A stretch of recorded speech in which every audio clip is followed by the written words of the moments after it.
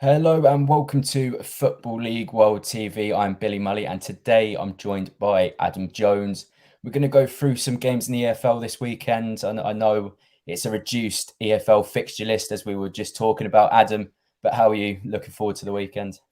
Yeah, to be honest, I'm just glad that we've got some fixtures to analyse. I think we've got some really good picks here. I'm really looking forward to getting into it. So yeah, I'm excited about this one.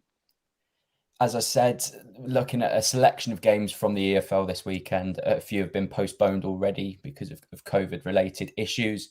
But make sure to get in contact if you are heading to a game, send in your score predictions too. They'll also ask you to subscribe to Football League World TV and like this video on YouTube.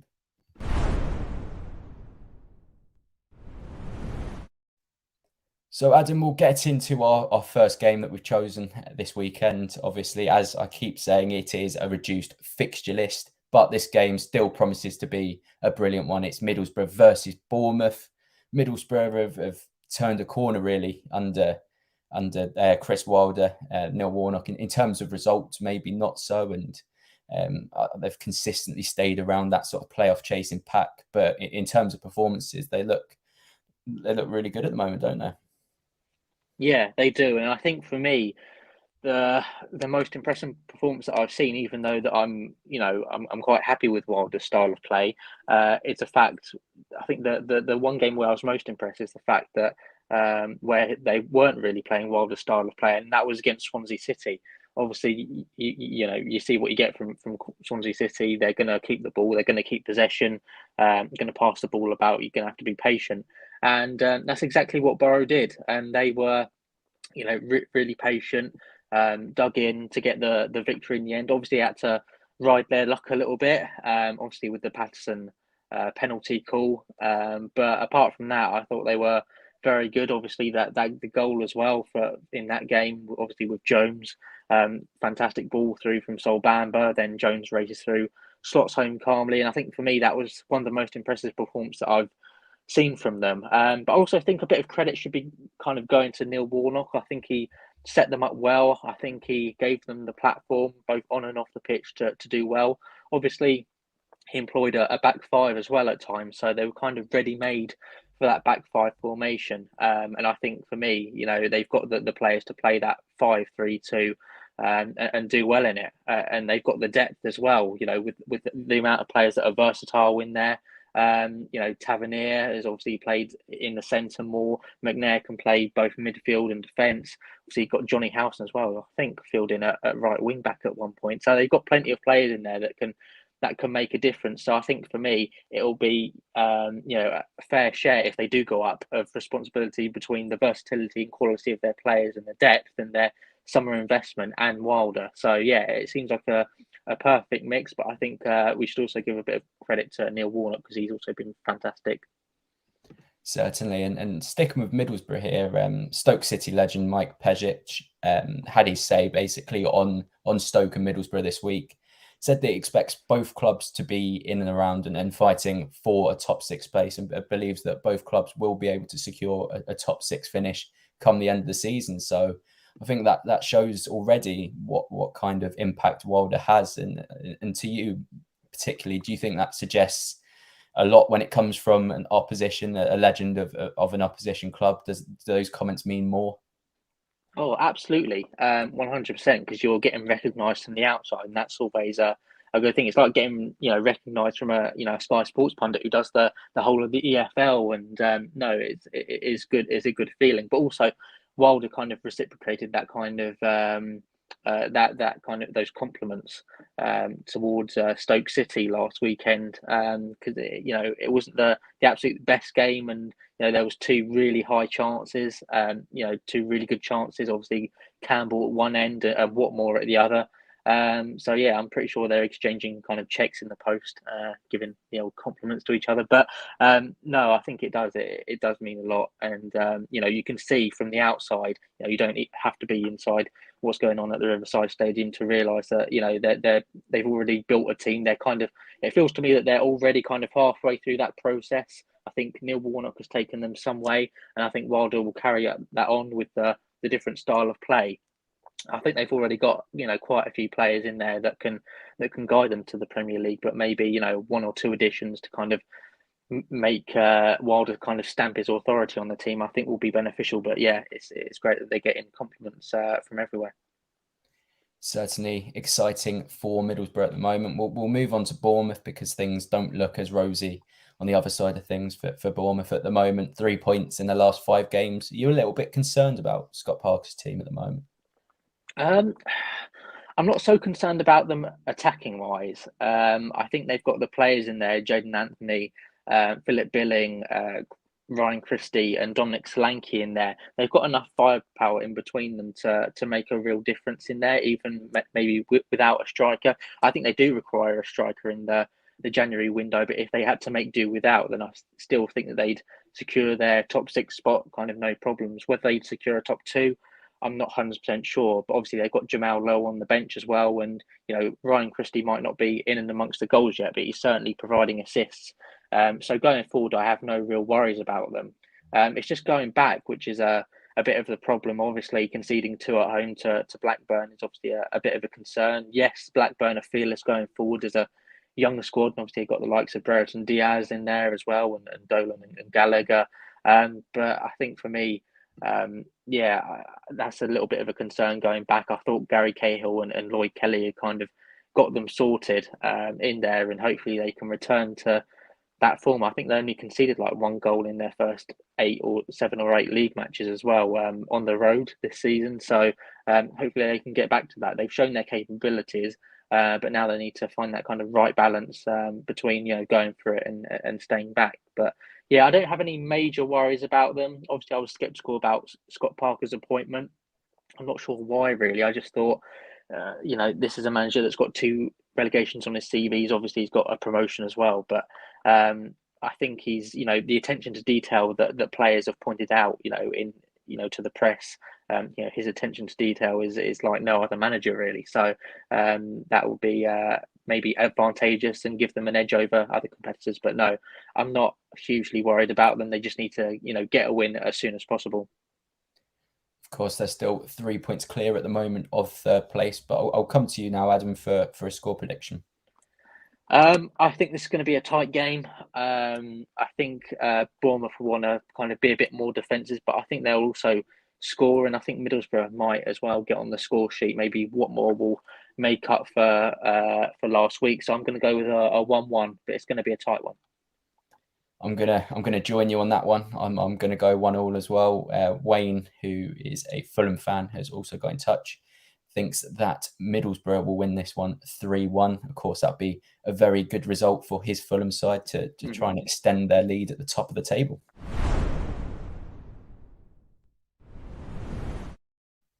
So the next game we're going to talk about is Nottingham Forest versus Hull. Forest up to 8th now, and Hull also respectively doing very well at the moment, 14 points from the last 6 games. So in terms of Forest and their preparation for this game, Adam, not much is going to change really, is it?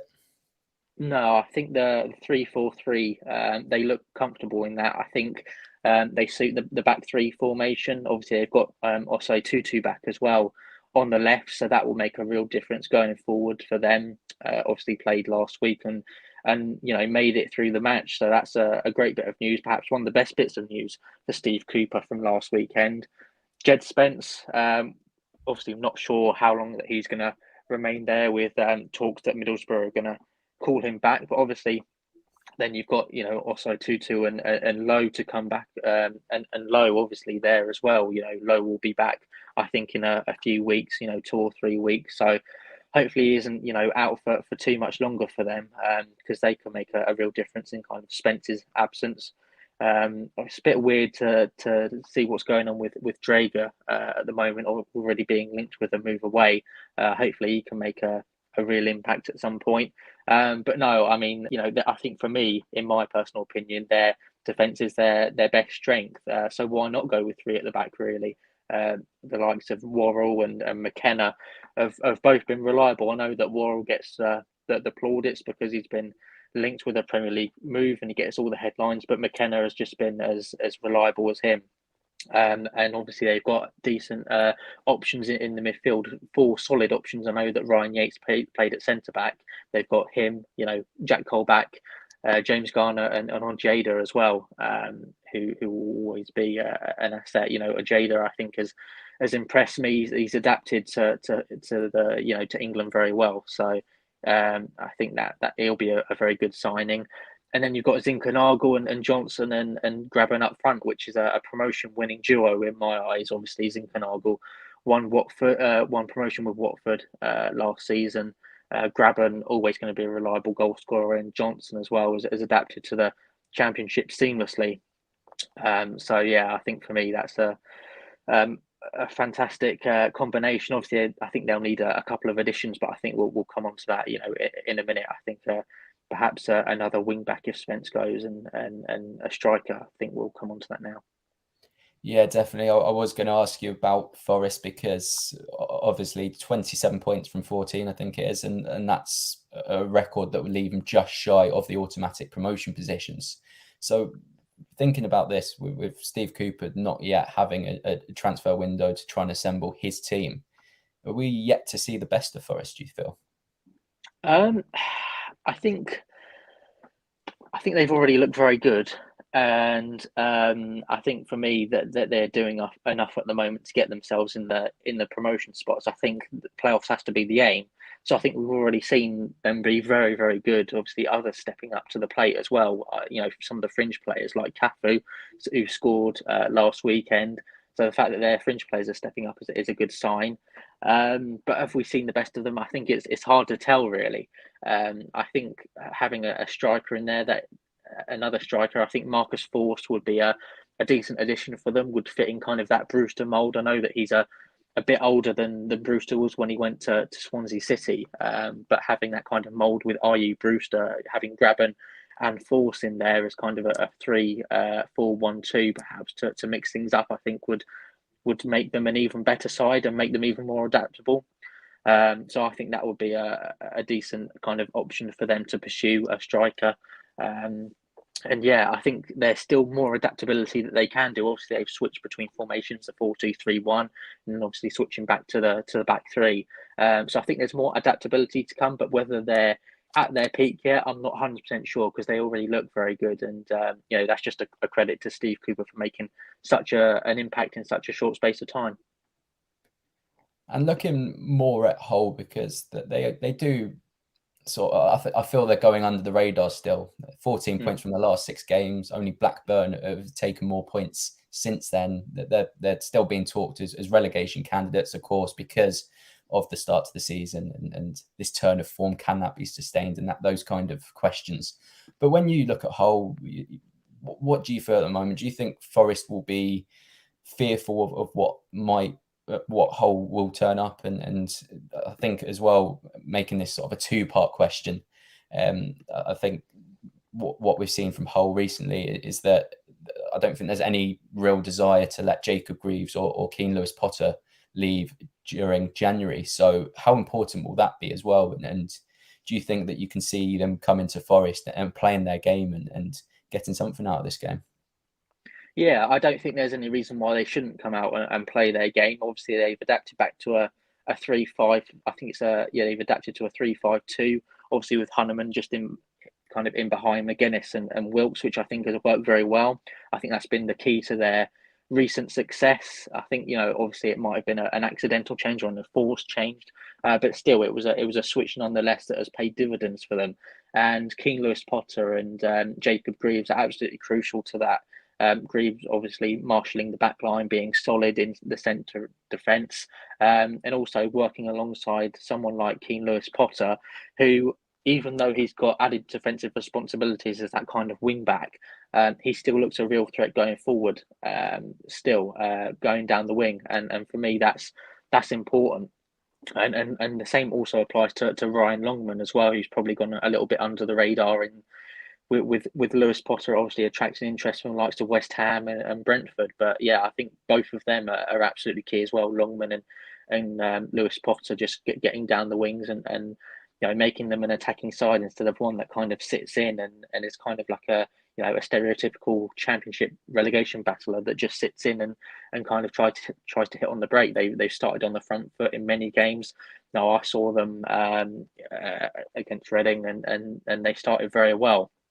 I think they might have been a bit lucky in the end, obviously with the penalty shouts, but they were very good in the first half. They imposed themselves. They were attacking. They showed their attacking intent, and for me, that's why they deserve to keep their place in the league if they keep on going on that path. So for me, they should approach this game kind of fearlessly. I think Nottingham Forest might be a bit intimidated, but they've got the City Ground, faithful behind them. So I think it will be a nerve-wracking tie for both, perhaps, and maybe we'll get a cagey start. But for me, it's a great opportunity for Forest to extend their run. They've obviously got the home advantage, and they've got, even though they've got a couple of injuries, they've still got a decent number of options at their disposal. Even with COVID and the like, so they need to make the most of their squad depth. Obviously, Hull as well, with their transfer embargo, they were able to do a limited amount of business, but they may have wanted to add a few more. So the squad depth of Forest and the quality may shine through and be the difference in the end. You say that Forest will be confident of going out and getting a result against Hull. Do you back that in your score prediction? I'm going to go with a 2-0 win. I think it might be perhaps another frustrating show for kind of Nottingham Forest. I know that they had to wait a while against Peterborough United. I think they opened the scoring in the 74th minute. And Hull City frustrated West Bromwich Albion for long periods as well. So I think for me it has to be a 2-0 victory. But I think it might be a late win, and I think it'll be a massive relief for Cooper if they get across the line in this one, which I think they will. I'm going to go for a slightly edgier 2-1 win for Nottingham Forest.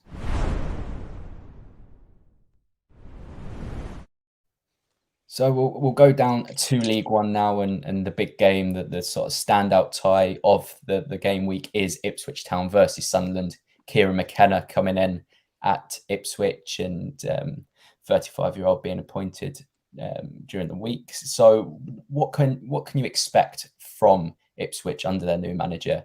There was a lot of talk about, was it going to be a tried and tested manager? Was it going to be young and progressive? And I think we all have to agree it's a young and progressive sort of project-based manager at the helm. Yeah, it was a real surprise appointment to me. I thought they'd appoint Neil Harris, obviously with his promotion experience. The football under Harris might not have been the prettiest, let's be honest about that. But he has a promotion pedigree with Millwall in the past and winning promotion from League One. And considering how much they invested in the summer, I've heard that some players had to take a pay cut to come to Portland Road and were persuaded by the project rather than the money. But still, I think for me, they kind of have to go up this season. Otherwise, they'll kind of find themselves in a bit of a rut. Like Sunderland have, obviously in the past, they've been expected to go up for many seasons and haven't. And I think Ipswich Town will remain down if they don't go up this season. So yeah, even with the caliber of their players, I think they might find themselves frustrated. But I think for me, what would I expect under McKenna? I think considering that he's coming from Manchester United and they've moved away, obviously Ipswich from Neil Harris, and kind of been put off by that appointment. I think we're kind of expecting a passing style of play, and I think that will take time to bed in, really. Obviously, it's a bit of a contrast between the experience of Cook and the youthfulness, perhaps, of McKenna and the inexperience. So it's a complete kind of change, really, and I think that's one of the reasons why there should be hope for, kind of reason for optimism, is the fact that it's a complete change, and perhaps that will kind of maybe ruffle a few feathers in the changing room and will motivate them to go on and will give them a new lease of life. And I think that's exactly what they need. Was the Cook sacking fair? I'm not 100% sure, but we've got to look to the future now, and under McKenna it might take a little bit of time for it to work out, but we'll soon see. I'm not 100% sure how the appointment is going to work out, so it'll definitely be interesting. I can't give you a verdict on which way it's going to go. It's just one of those types of appointments. Certainly, it's going to be one that we'll have to wait and see. Obviously, McKenna stepping into his first role as the main man, really. Also looking at Ipswich more generally, they're now 9 points from the playoffs. I think after tomorrow's game, it's going to be the midpoint of the season. So if they don't get a result from here, are we starting to not consider them as playoff contenders? Is it sort of moving to that point already, or do you think it's got a long way to go before we can start categorizing them into sort of those different positions? You know what? I think it's dangerous to predict Ipswich to do anything because they often do the opposite. I mean, the amount of times where we thought, right, they're on the right tracks now under Paul Cook, and then they've been too inconsistent. That's been a real source of frustration for them. So yeah, I mean, the one word that they need right now is consistency for the remainder of the season. I'm not sure they're going to get that under McKenna because obviously he's a young manager. They might have a few teething problems adapting to the new style of play. Obviously, you can have like a similar style of play, but you're always going to have new ideas. And obviously, he'll probably take a few coaches from Manchester United with him as well. So, there'll be a complete kind of change in ideas. There'll be different voices. So yeah, I don't know if I'm considering them as kind of promotion kind of candidates at this moment of time. I think it might take 1 or 2 seasons perhaps for it to bed in. But then again, you look on the other hand and you look at the caliber of the players that they've recruited. The fact that they've got a player in Joe Pigott that scored 20 goals for AFC Wimbledon last season, and he's on the bench. It just shows the quality that they do have, and some of the players that arguably deserve to play in the Championship. Also, they've had Connor Chaplin on the bench as well. He played a decent amount of games for Barnsley last season. So I think it's dangerous that if we write them off at this moment in time, considering the quality that they've got in their squad. But now they need to start kind of producing those kind of performances on the pitch and getting results because, I know it's cliche, but football isn't played on paper, so they've got to kind of produce the results now and really kind of work and for them to really deserve a place in the top 6. So yeah, it'll be interesting. I think the early results will be crucial. If they get a few wins on the board, then I think their hopes will be very much alive. And if they don't, then yeah, I do fear for them in terms of top 6 this season. Consistency is a word that we really haven't associated with Ipswich this season, as you alluded to there.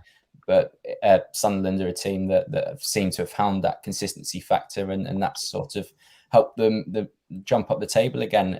Obviously, a good start to the season, a little bit of inconsistency, but that form has now returned. And looking at Sunderland now, do you consider them as going on and being automatic promotion contenders once again?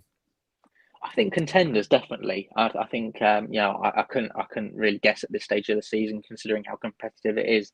Which two are going to go up automatically, but they're definitely contenders. And I think the one thing for me that has impressed me the most with them is the fact that they've managed to adapt without orthodox fullbacks, which has been obviously a real problem with them with the injury crisis and the unavailability crisis in the fullback position. But they've adapted really well, and I think they should be pleased with their progress so far. I guess they're being helped by the likes of Bailey Wright, Tom Flanagan, and Callum Doyle, who are obviously, they're always going to be an effective trio kind of in League One. I know Doyle's quite, inexperienced, but still he's a talented young player, obviously on loan from Manchester City. So I think those three are going to be absolutely crucial, kind of, until some of their fullbacks return. And until the January transfer window opens, because I'm sure that Lee Johnson will be busy kind of trying to find temporary replacements, perhaps to go back to a flat back four if needed. But yeah, I've been really impressed with the way that they've managed to adapt. I think that's one of the reasons why they kind of deserve their place, where they are at the moment, right firmly in that promotion mix. And have bounced back as well from a sticky patch. Obviously, the game against Rotherham was a particular low point, but no, they've been fantastic in recent games, and for me, they deserve their place there. Obviously, they've got 14 points from their last 6 games, and that's automatic promotion form almost really. They just need to make sure that they keep turning their draws into victories, and that might be the difference in the end.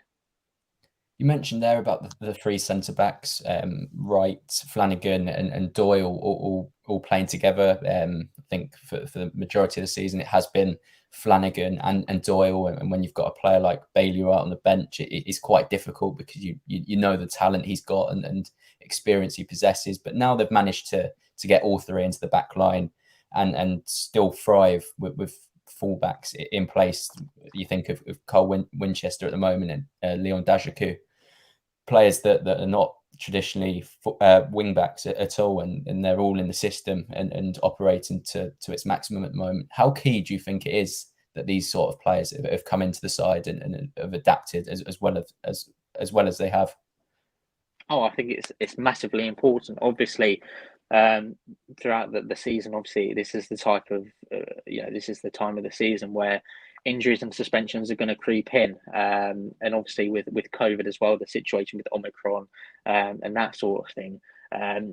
Players are more and more players are going to become unavailable. So the fact that they've managed to have players that have adapted to this, to their formation and they've kind of filled in kind of unorthodox positions will give them a real boost going forward, and will only hope help them to kind of continue building their momentum when some of their established players obviously come back. At the moment, though, I think it's going to be quite hard for Lee Johnson to kind of break up that back three at the moment.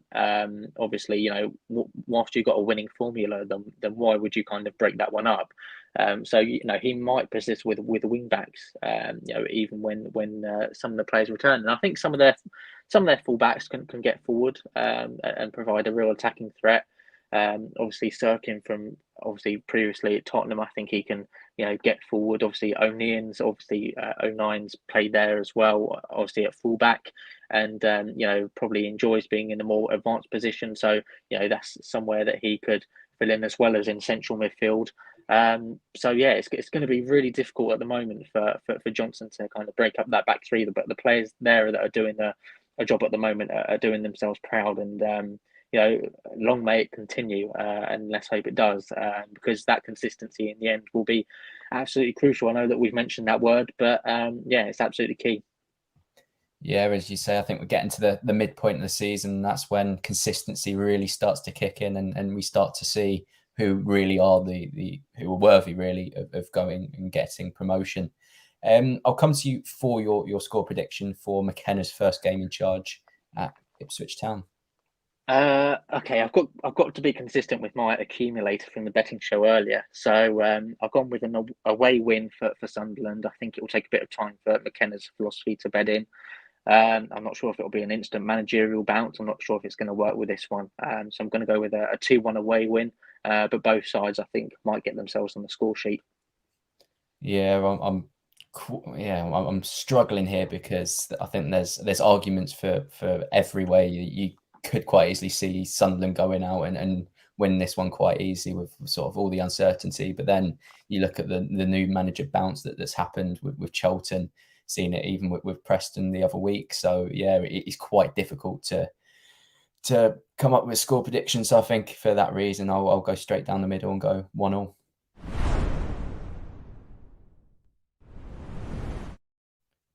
So we'll move on to another big clash in League One, and that is Plymouth versus Cheltenham, a battle of newly appointed managers. When you look at Plymouth, you see a lot of talent in that team, and I think that there's been links already, and it wouldn't be surprising to see more links with Plymouth players to the Championship. So do you think January could be massive for Plymouth, and how important is it for them now to keep on winning until this January transfer window kicks in and perhaps moves are starting to be sanctioned? Yeah, I think they need to turn their form around ASAP, because obviously they've been in a bad patch of form at the moment. Obviously, both under Lowe and Schumacher, of course. I think they need to turn it around, pretty quickly. Going into the January window, they want to be, fighting for something at the end of the season. I think that might be the thing that really persuades them to stay, amid interest from the Championship. If they've got something to play for, I think they'd much rather be competing perhaps as a team fighting for promotion in League One than perhaps a team kind of fighting relegation in the Championship. So for me, they have got to improve their results pretty quickly, but they've got to take accountability of that themselves as well. The players that are being linked with a move away, obviously there's a few. that would kind of obvious options, perhaps to go to Preston North End, maybe to link back up with Ryan Lowe. I'm thinking Luke Jeffcott. I'm thinking Ryan Hardy. I'm thinking those forward players. Obviously, Preston had a bit of bad luck with Connor Wickham earlier on this year, which is, it was massively unfortunate for them because he could have been a real option. But I think they should probably kind of change up their strategy. Not sign a free transfer from Crystal Palace, but perhaps dip into League One, and obviously Lowe knows, likes of Jeffcott and Hardy inside out anyway.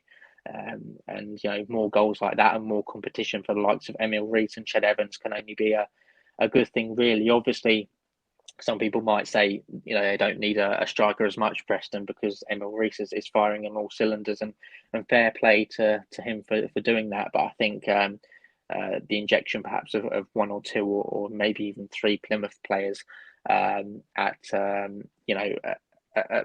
Preston will kind of help to stamp Lowe's authority on the squad at Deepdale. So it wouldn't be a surprise to see, one or two of them go as well to Deepdale, make the long journey up, even though it is quite a trek from Plymouth to Preston. The big news coming from Cheltenham today is that Johnny Jackson has now got the permanent job. Somewhere I can hear Marcus Ali jumping for joy because it is something he wanted as a Cheltenham fan. I'm sure that's the feeling of a lot of Cheltenham fans. Obviously has come in and really created a new sense and a good feeling around the club, and that's sort of transformed onto the pitch as well. So with Jackson in permanent charge now, 8 points from the playoffs, and you look at Plymouth as a team that are struggling in the playoffs. Can you see Cheltenham continuing in this run and making more progress towards those much desired playoff positions? Oh yeah, I mean, why not? I mean, they've got the ingredients there. I fancied them at the start of the season to be promotion contenders. Obviously, they lost. I think it was only one of their latter 15 league fixtures of the 2020-21 campaign. So they started this season as real kind of promotion favourites. Obviously, it didn't work out under Nigel Adkins, but I still fancy them now under Johnny Jackson to carry on their momentum. There's no reason why they can't carry on. I think the front two of Connor Washington and Jayden Stockley will be key, really. Obviously, both of them have got championship experience. Stockley played well in the second half of last season when he joined initially on loan from Preston. So yeah, he's going to be a really important asset. And obviously Connor Washington as well, who's played for QPR before and is a proven goal scorer of the past. I think they need to make use of their attacking kind of firepower. I know that Chuks Aneke has obviously gone since obviously joining Birmingham City, but they've still got those two that can do a decent job in there. So yeah, they need to utilise their attacking kind of firepower. I think that's one thing they've got to make use from. But yeah, I don't see why they can't carry on this run. There seems to be a real good kind of feel good factor at the Valley at the moment. And I think the fact as well that I think from what I understand, what I read on the club website when he was appointed permanently earlier this afternoon, I think it's like a rolling contract where they kind of review it at the end of kind of each season and what have you. And he probably has targets to meet. So I think that's probably a good idea. It keeps the pressure on Jackson kind of subconsciously. I'm not saying that he's, going to kind of relax now because, he's a Charlton legend at the end of the day. And he'll want to be completely on the job all the time, but kind of subconsciously in the back of his mind he knows that he's got to kind of perform to stay in his job, and that pressure that he obviously had and that point to prove remains there. So I think that will be a major success as well. So I think it's a smart decision from the Charlton board to offer him kind of that rolling kind of contract, and I think in the end that might be key to kind of the success mentally. And the players on the pitch, I can't see why they can't, carry on their current vein of form. Very interesting dynamic, what you're mentioning there about his rolling contracts. Do you think that he can get off to a winning start as permanent manager now? Yeah, I think so. I think there's two sides with, kind of contrasting at the moment. You've obviously got a Plymouth Argyle side that were previously top of the table and they're falling like a stone now. They're in real danger of slipping out the playoffs. And you've got a Charlton side that were, previously in the relegation zone under Nigel Adkins, and now they're in the top half and really competing for a spot in the top six. So it's two teams that are completely kind of contrasting fortunes. And I think for me, it's a classic one where it's going to be a classic kind of away win where you've got the falling side not doing as well and the winning side continuing to kind of build their momentum. So yeah, I think the pressure as well is on Plymouth to, you know, at home to put in a performance and kind of halt their losing run of form. And you know, Charlton, I don't think a draw would be the absolutely worst thing in the world. I think 3 points would be ideal in their quest to kind of get into the playoffs. But I think for me that the pressure is firmly on Plymouth Argyle. So I think that might work in Charlton's favour. You know, tomorrow, even with you know Plymouth having the home advantage, which might even turn out to be a disadvantage in the end. It's really difficult to go against current form. I mean, as you're saying there, it's completely contrasting sides of a coin at the moment. Charlton obviously continuing with that new manager bounce when Johnny Jackson came in as caretaker manager, and Plymouth, even with Lowe at the end of his reign, losing a couple of games, and that's sort of gone through now to Schumacher. I think that's a draw and a loss, and he's opening 2 games. But I was really, really impressed with Plymouth when I did see them, which makes this score prediction very hard. But at the same time, I mentioned current form, and on current form, I think Charlton might just edge this one 1-0.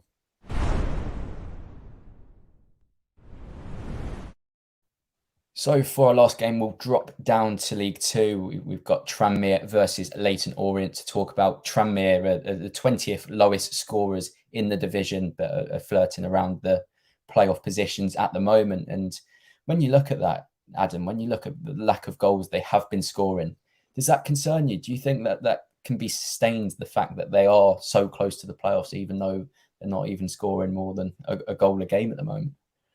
You know what? I mean, you look at their recent form, you take away the whole season, and their recent goal scoring form hasn't even, you know, been all that bad. It's, you know, you wouldn't look at it and think they're struggling for goals. So that's a really kind of you know, a real kind of source for kind of optimism for Tranmere fans. 17 goals, you know, in 20 games, as you say, it doesn't really seem sustainable. But you know, I was alive in the time where, you know, the 2016-17 season where Huddersfield finished in the playoff zone, I think had a minus goal difference. So it just goes to show you really that you know, you've got to kind of take your chances when you can. You've got to you know, take advantage of when the opposition isn't as kind of potent in front of goal and nick a 1-0 win. And that's what they seem to kind of be doing at the moment. You know, perhaps that's kind of not really kind to them nicking a win, but you know, the fact that they, you know, teams aren't scoring against them. You know, it's partly down to their defence as well. You know, they've been reasonably solid. I think it's 14 in 20. So you've got to have a look at the defensive side as well. That, you know, the defence has been absolutely outstanding. You've got to kind of commend them for that as well. I think the problem for them will be making sure that they've got the balance between the defence kind of versus the attack. I mean, you know, I think Derby and Mill have kind of a similar problem. You know, Mill under Gary Rowett have been accused of perhaps being a bit too defensive and relying a little bit on Jeb Wallace to kind of come up with the goals. And Derby kind of at the same time were, you know, in the early stages of the season were keeping clean sheets for fun, but weren't really scoring a lot. So getting that balance between the attack and defence, I mentioned it a little bit earlier, but that's absolutely vital for them. And at the moment, they seem to be, you know, successful with their current setup, with obviously not conceding as many goals. So I think they'll be reluctant to kind of alter things at the moment. But you know, maybe when their next loss comes along, we'll see kind of, you know, if Mickey Mellon kind of switches things up a little bit, which he might end up doing. But yeah, as long as they're getting points on the board, that's the most important statistic. You can look at XG and that sort of thing all day long, but as long as they're getting points on the board, yeah, we'll soon see. I know that XG probably judges how sustainable and gives an indication as to how sustainable that is. But at the end of the day, they keep on getting points on the board, and they're within touching distance now of the playoffs, and for them that has to be the most important thing. So yeah, their defense has been a key strength of theirs, and hopefully they can build on their recent goal scoring form and, you know, score another 2 or 3 tomorrow. I think, you know, getting a convincing win on the board will really kind of send out a statement of intent to the rest of the league. So yeah, tomorrow's a really good opportunity for them. You know, Layton Orient might be just behind them, but they should see this as just as much of an opportunity as a threat, especially with the game in hand over Kenny Jackett's men as well. Yeah, as you say, on the flip side of it all, Layton Orient are probably the perfect advert that scoring goals doesn't mean everything in football. Layton Orient, of course, one of the highest scoring teams in the division, but have been hovering around the playoff positions and within that final spot for a while now. Do you think that they're in danger of really slipping away from the playoff positions? Because we've spoken a lot about them this year, about being genuine contenders, being one of the best squads in the division, possessing the players to go on and just go on and thrive, really. But it appears that they just can't find that consistency factor. We come back to that word again, because they are a side that just can't seem to find it at the moment. And looking at their last game, they failed to register a shot on target against Crawley. So is that concerning for you? Do you think they'll still be in playoff contention as the season progresses? I think it's been a real concern since October. I think for me, the fact that they've lost 2 out of their last 3 isn't so much of a significance to me. It's the fact that they went on a run in October where they failed to turn draws into victories, and that for me is the absolute killer. Yes, you're gonna lose your game. I think they've lost 4 out of their 21 games so far this season, I think it is, in the league, and that isn't, on the surface of it, isn't too bad. But they've also got a load of draws in there as well. So that will be the next step for them, is turning those draws into victories. And if they can get those extra points on the board, then there's no reason why they can't reintroduce themselves kind of into the promotion mix again. But they're failing to win enough games really to deserve their place in the playoffs at the moment, and that's why they're kind of sitting outside, sitting outside it. I'm also a little bit concerned because, like the Championship, the League Two middle pack is quite tight at this moment in time. Perhaps that should be expected when we're only halfway through the season, but they don't want to kind of drop down any kind of lower. I think for me, they've progressed well at the start of the season. I can compare them to Stoke City. They progressed well at the start of the season. They want to assert themselves as genuine promotion contenders, and obviously they've had a few inconsistencies here and there. And then you're thinking, are they going to drop down into mid-table? Obviously Stoke have managed to kind of get themselves on track. Obviously the draw against Middlesbrough wasn't the absolute best, but it was still a point. Remain unbeaten, and they obviously got the 2-0 win away at Queen's Park Rangers. So for me, getting those wins on the board for me is absolutely key, and hopefully Kenny Jackett can do that at some point. And for your final score prediction of the day, Adam? I'm going to go with something really narrow. I'm going to go with a 1-0 home win. I think, Tranmere have been managed to edge out 1-0 home wins, and maybe it's not really sustainable, but I think they might carry it on for one more game. I'm going to go with a 1-0 home win for this one. I'm going to go 1-0, but in the favour of Layton Orient. I know that's not quite common when it comes to Layton Orient. When they do seem to win, they seem to win by a fair few goals. But yeah, as you say, I expect a tight match to be played out. You think of where both clubs are in the division. Tranmere have been sort of turned a corner in terms of their recent form. Good results against Bradford and Exeter, but I think Layton Orient I think I've got a lot of faith in Layton Orient, but I'm not too sure if it's too wise of me because, yeah, as I say, this inconsistency factor keeps coming round to bite me.